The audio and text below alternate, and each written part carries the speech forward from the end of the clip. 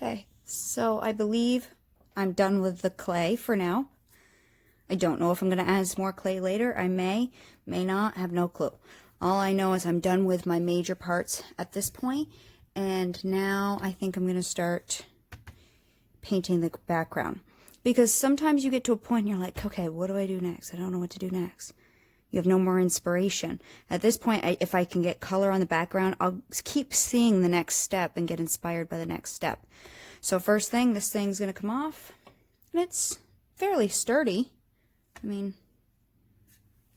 you know, this little limb is kind of heavy with this guy, but it's holding up. I did get another one of these boards because it did darken quite a bit when I baked on it. So this will be a good board to bake on in the future, clay on bigger pieces. I bought these boards on Amazon, and I put them in my mixed media, in my Amazon tab. Again, people ask me all the time. The link is in the description of every video since November, the Amazon link, and it's on my Facebook page under the announcements tab. You'll find I posted it in there before. So just look in the description of this video and you'll find it if you want boards like this. I used to wood burn on these. Hang on one sec, let me grab one of them. So here's like a wood burning I did. I believe these are 8x8. They wood burn very nicely. So this is also the same wood that I glued on that piece I made for my mother-in-law for Mother's Day with the white flowers and the bird and all the layers of papers and stuff. I glued it onto this. So, you know, these work well. So anyways, that's a wood burning I did a long time ago. So now this is a piece of wood, right? And I use oil paint, and I'm going to oil paint the background. But we need to prep the surface, and we're going to be using gesso. Now, when you buy a canvas at the store, just a regular white canvas, 90% of the time they're pre-primed with gesso. It's a primer so your paint will stick well and hold well. So I am going to prime this with gesso. I am going to use a white gesso that's not very opaque, the Finnabar white gesso. And I'm trying to use it up. And then later, because I think I'm going to go black and dark with this, we'll go over it with some grays and stuff to get a background tone before we lay on the oil paint, because I can lay on some transparent oil paints and we'll give ourselves a definition of trees in the background. So right now, all we got to do is just paint a coat on this just to get it primed so the paint will stick and not soak in too much to the wood or whatever surface you're working on. You just got to get it primed.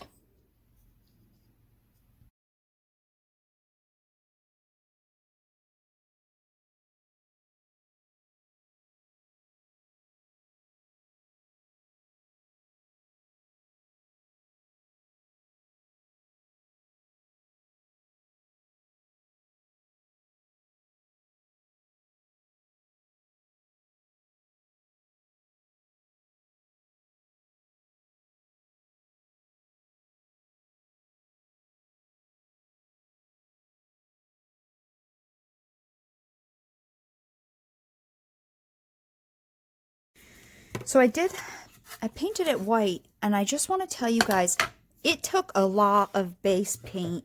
I mean, I was like glopping it on because the wood really soaks up a lot of paint. I did paint the edges just cause, but the wood does soak up a lot of paint. So definitely prime it so you don't use up a whole bunch of whatever you're going to use for paint. I do want to show you the difference because I've mentioned on a couple of my mixed medias that I'm not a huge fan of this Finnabar just because of the way it coats things. So what I did, and I prefer the Bob Ross one. The Bob Ross one is thinner. It's a thinner consistency, more like an acrylic paste, whereas the Finnabar is a heavy gesso, so it's a lot thicker, so you can get some texture out of it. But if you just look at one coat of the Finnabar and the Bob Ross, it's just whiter, it's more opaque. I mean, yeah, you could still see the lines, but I bet you with a second coat, you know, whereas it's just the Finnabar's not that opaque. And I did very light coats of both. Here I globbed it on the Finnabar. I really globbed it on to try to get a pretty good coat, but it's still, even with that, it's still, I can still see the wood through it, but it will be fine for what I'm doing. But just so you know, and I did check up the price on Amazon. So the Finnabar, or Prima, it's Prima Marketing. They're like the same company, I believe. The Gesso, you get this 8.5 ounces. I paid $21 for it, $21.72. The Bob Ross, you get 16 ounces, and I paid $20. So it's an expensive gesso, but this will last you quite a few years. I mean, I guess if you're coating canvases, you know, and really big ones, maybe not, but there's a lot of product in there. So anyways, so this is dry. I'm going to paint this tomorrow. I'll show you how we'll do the background tomorrow. As far as my other piece here, I'm going to do with my owl, I'm going to coat my owl in black. And the whole thing in black. I'm going to prime the whole thing. Because I do know from personal experience, let me see if I can find one. I hope you can hear me. If I decide later I was going to use a spray or something, some of those sprays I've used. I'm dropping. Yep, I just dropped a bunch of stuff, sorry. So, if later you're going to use those, like, Lindy's sprays I was talking about. Oh, here we go. Hang on. Remember I was saying on, maybe it was my mom's project, you have to prime, if you're going to use a spray, your polymer clay. This is a piece I did not prime, and it looks cool, but it beaded up, just so you know. It will bead up on you, on your polymer clay, and it actually looks like it's cracking down in there. You see that? I wonder if, yeah, I could even peel this off. So make sure if you're going to use polymer clay and you're going to tint it with like those spray colorings, the Lindy's or the Ranger ones, make sure you prime it. So I'm going to prime it with black gesso, and the only black I have is Bob Ross. I probably have acrylic paint, but acrylic paint's shiny. A chalk paint probably would work fine, but I'm going to use the black gesso I have. This one's almost empty. So I'm going to coat this now, okay, the whole thing. And I may actually put it on a piece of parchment that we all have, just so I don't, and I put a glove on because I just painted my nails white and I don't want to, what is that? Did I chip it? I was pulling weeds today. I don't want to get black paint all over my polish. Okay.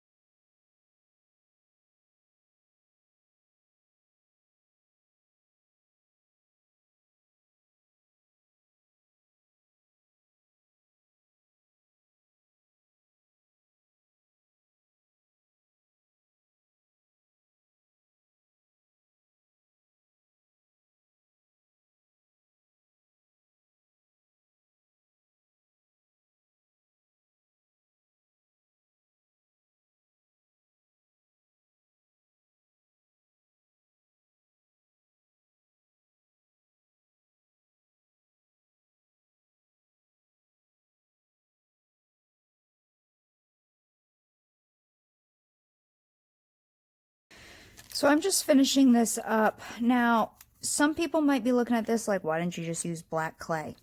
I totally could have used black clay, and it probably would have saved me time from getting it in all these nooks and crannies. But black clay also is not matte, which this will dry matte. You can see it already. It's not shiny where it's not wet. Two, again, I would still need to paint it with gesso, depending on what kind of medium I plan to put on top of this. So, you know, I'm using scrap clay. Rather than use up my good black clay, I'd rather use scrap clay, a junk color, even though this green's not really a junk color. But a color, you might as well, you know? I mean, clay's not cheap. It's not crazy expensive, but it's also not cheap. And when you have a scrap color you don't really know what to do with, this kind of stuff works really, really well for it. And black clay, I use a lot of black clay actually, so I don't want to use up my black clay. Especially if I had gone the route. I think I'm going to use waxes. I think I decided on using waxes on top of this. But initially, I didn't know if I was going to use a spray. And if I used a spray, like I showed you, it will totally beat up. And over time, it looks like it's flicked off quite a bit. I mean, it used to be fully green, and now it's not even there. And I bet you I could peel that right off. I mean, no, I did not seal that with anything. So maybe sealing it would have made it help hold better. But either way, I don't want that beading look, because it makes it look splotchy. I would want a nice full coverage. So either way, I would gesso it. And if you're not sure what medium you're going to use, definitely prime your polymer clay. And I haven't had either of these brands. I started polymer clay about a year ago. Again, I used Sculpey 3. Though I don't like it, everything I kept making broke. I made that tree and it broke like 100 times. I couldn't get really long, skinny branches because every time I took them out of the oven, they snapped on me. So literally it almost turned me right off from polymer clay. So I wouldn't use Sculpey 3, but that's what they had at my art store, and that's all they have at my art stores around. So I thought it was okay until I realized it wasn't. Until I realized, I mean, like I said, I've said this before, it's not about the softness, because you get used to any stiffness or softness of a clay if that's all you've used, you know. It's, how do you know any different? It wasn't that. It was just like, what the hell, everything I keep doing keeps snapping so easily when I take it out of the oven. And I'd spend hours on, you know, on doing something like this, and then it would break, and I'd be like, what the? So then I'd try to patch it up, and it'd break again. So anyways, I'm probably, depending how this dries, you know what, let me hit it with my heat gun a little bit and see how it dries. I did bake this on the last bake when I thought I was done. It got a full hour in the oven. So that way, because this was my last part, that way it was nice and strong. So I don't know if I said that, but it did get a full hour on the last bake. But like this owl's probably had a couple of hours total in the end, because I did a whole bunch of half-hour bakes in between. I'm just making sure I don't have any big like clumps of paint anywhere, or down in any of these circles or anything. Okay, let me hit it with my heat gun and see if I need to do a second coat, or if one coat will be enough. This dries pretty quick on its own, which is nice. But you can definitely hit it with your heat gun. Oh, I see I missed a spot here already. When it's shiny, it's hard to see if you missed a spot or not.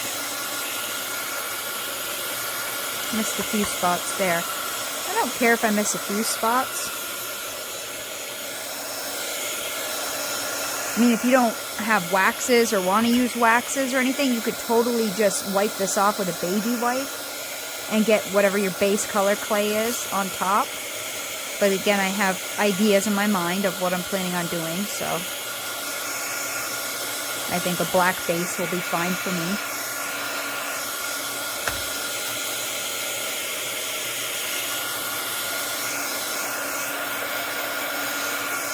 Yeah, the Bob Ross Gesso dries pretty quick on its own.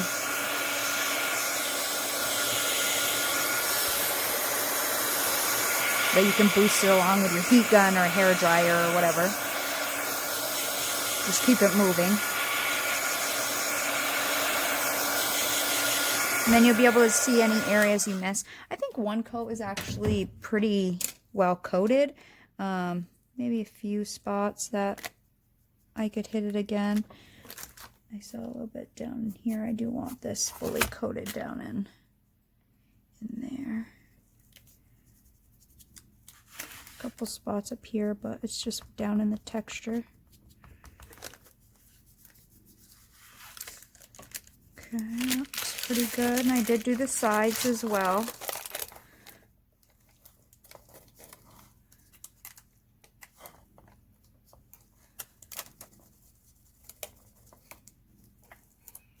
And you can see my K right there. Can you see it? I kind of covered up the G. I added another branch right here because this looks funny to me. I don't know, but I'm going to go with it. It's because I was focusing on that branch so much that... But I had my fiance said, there's a part I don't like. I'm not going to tell you. You just look at it and you tell me if anything on this tree looks weird. And he didn't see anything weird looking, so I think it's just because I'm the one making it. That I saw this branch and I couldn't figure out how to get it at the bottom. I don't even know. I just couldn't figure it out, so I left it. A few spots on the owl. I definitely want to make sure the owl's coated all the way. The tree I don't mind, but I want to make sure there's none of this green showing on the owl.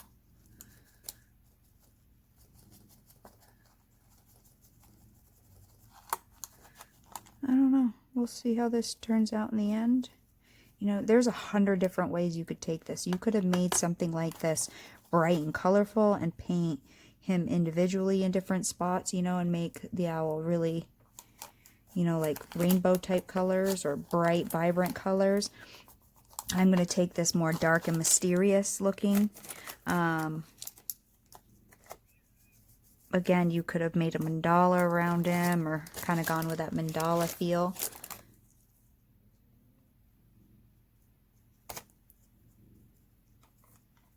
Look from all angles because you have a lot of texture from all angles. So you may just see, like right.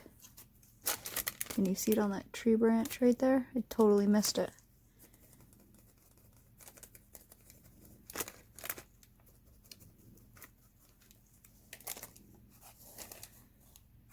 Because it's a 3D piece of art, you know. It's not just like a painting where it's 2D, it's 3D. So you definitely have to check it from all angles.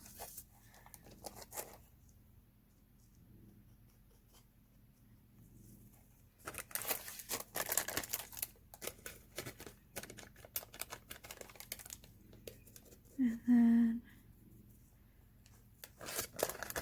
pretty much I think a little cut right here.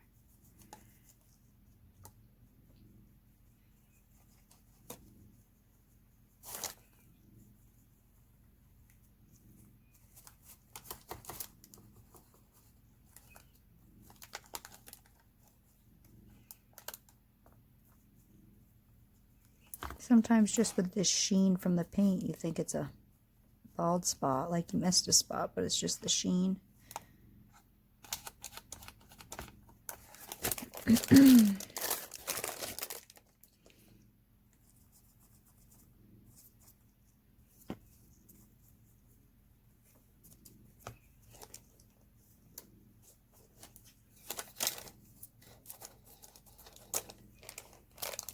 Cool. So I think that's well enough. I'll dry that quick, and then that's ready to go. And it's 12:12 p.m. Again, still not working in our 10th week off from work. We're going to be doing some training. You know, we had I don't know if I already said this or not, we had a video conference with the staff the other day talking about what we're going to be doing. We have a whole bunch of reading requirements that we have to read on new infection control procedures, new aerosol procedures, stuff like that. We're going to go in and do a donning and doffing training on new protective equipment. So we're going to be wearing the N95s with the stage 3 surgical mask on top of it. The N95 would be fine on its own if we had enough of them to change each patient, but we don't. So to protect the N95 from any splatter, sorry, I'm just using up the rest of this acrylic, we're going to wear a stage 3 surgical mask on top of it. The biggest thing I'm hearing from other parts of the country that have already opened up is being able to get enough oxygen in, because you're wearing the N95, not a KN95, an N95. The KN95s are like the Chinese version. So we're wearing an N95 with a stage 3 surgical mask, which is very thick as well. And then we have to wear our loupes, which are the magnifying glasses you wear, or the glasses with those little magnifiers. And then we have to wear a face shield, and we have to wear a scrub cap, which I never usually wear scrub caps. I just wear my hair up. These little freaking gnats. Jeez, I'm crow. I think it's because it's dark out, and this is the only light that's on in the house is above me. And then we're going to wear our normal scrub jacket with scrubs on underneath, and then a disposable gown. We're getting air purifiers in each office or operatory. So yeah, we have to go in and do some training, and it's going to be a lot different. And I don't know. We'll see. So we're getting closer, but we're not there yet. I don't know. So I have a whole bunch of reading to do. We had to fill out this I don't know, like questionnaire type thing for a company, for a medical company, because we have to be medically cleared to wear that many layers over our face with the N95 and the stage 3 surgical mask and the face shield. We have to be medically cleared to make sure we can breathe through it and our health is good enough, because you're not just wearing it for an hour. The only time we will be able to take those masks off, even when we're not working on patients, is if we leave the building, lunch. And then you have to change out of all your clothes and get back into your street clothes. So most of the time, for about 10 to 12 hours a day, we will be wearing these masks 24/7. We'll just be taking off the surgical mask from the top when we're not with a patient. But the N95 will stay on no matter what I'm doing at work until we have some kind of clearance that we can, the virus is under control. So, I mean, it's one thing to wear it just in Hannaford's. It's another thing to wear it for 12 hours a day, so we have to get medically cleared. And then if they say we have to get a physical before, and yeah, we'll see if I need a physical. I haven't had a physical in a couple of years, so they might require me to get a physical. I'm getting tested for the virus tomorrow. Not that I think I have it, but there's pop-up test sites in Vermont, and they're really trying to test a whole bunch of people, so I'm getting tested tomorrow at a pop-up site. I signed up for it. Okay. I mean, there's still a few bald spots, but nothing huge. So I'm just trying to use up the rest of this little bit of paint I have out. But overall,